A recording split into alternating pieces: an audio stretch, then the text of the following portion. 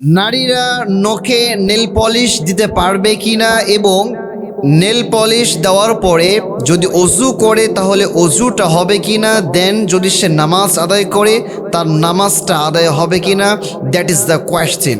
First of all আমরা জানবো যে আল্লাহ তাআলা নারীদের জন্য সাজসজ্জাকে টোটালি হালাল করে দিয়েছে। নারীরা চাইলে তারা সাজসজ্জা করতে পারবে, ইটস টোটালি জায়েজ। বাট এখন কথা হলো, নেল পলিশ দেওয়া তো জায়েজ, কিন্তু যদি কোনো নারী নেল পলিশ দেয় এবং নেল পলিশ দেওয়ার পরে সে অজু করে, তাহলে তার অজুটা হবে কিনা এবং সে নামাজ পড়লে তার নামাজটা হবে কিনা, এটাই হচ্ছে আজকে জানার বিষয়।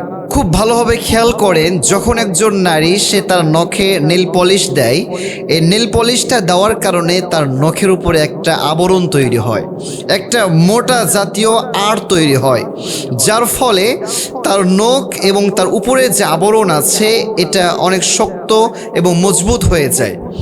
এবং যখন সে তার নখের উপরে পানি ইউজ করে, পানি দেয়, তখন এই পানিটা কিন্তু তার নখের উপর দিয়ে প্রবাহিত হতে পারে না, নখ পর্যন্ত পৌঁছতে পারে না। এবং এটা আমরা সবাই জানি যে অজুর ক্ষেত্রে যদি আমাদের এই অঙ্গ প্রত্যঙ্গগুলো না ভিজে, যদি এগুলো পর্যন্ত পানিটা না পৌঁছে, তাহলে অজু হবে না। এবং যদি অজু না হয়, এটা আমরা স্পষ্ট হয়ে গেল যে অবশ্যই নামাজ হবে না। তাহলে বোঝা গেল, কোনো নারী যদি আঙ্গুলের নখে যদি নেল পলিশ দেয় এবং নেল পলিশ দেওয়ার পরে সে অজু করে, তাহলে তার অজুটাও হবে না এবং অজু না হলে নামাজটাও হবে না।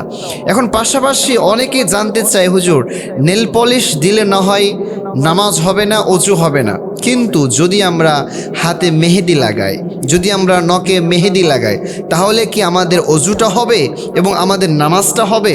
হ্যাঁ, এই ক্ষেত্রে এটা জানার বিষয় এবং বুঝার বিষয় হলো, নেল পলিশ নখে দেওয়ার পরে যে একটা আবরণ তৈরি হয়, একটা আলাদা আড় তৈরি হয়, মেহেদি লাগানোর ফলে কিন্তু এই আলাদা আবরণ তৈরি হয় না, এটা নখের সাথে অ্যাডজাস্ট হয়ে যায়, একেবারে তার সাথে মিলে থাকে, যার ফলে একজন নারী সে যদি হাতে বা আঙ্গুলে মেহেদি ইউজ করে এবং মেহেদি ইউজ করার পরে সে অজু করে, তাহলে ওই নারীর বা ওই বোনের অজুটা কিন্তু হয়ে যাবে এবং অজু হয়ে গেলে তার নামাজটাও হয়ে যাবে। ইটস টোটালি জায়েজ। এবং এইভাবে কোনো নারী চাইলে হাতে মেহেদি লাগিয়ে অজুও করতে পারবে পরবর্তীতে, এবং অজু করে নামাজও পড়তে পারবে। আল্লাহ তাআলা ওই নারীর নামাজটাকেও কবুল করবে, ওই নারীর অজুটাকেও কবুল করবে। আল্লাহ তাআলা কথাগুলো প্রত্যেকটা মা বোনকে বুঝার তৌফিক দান করুন, আমিন।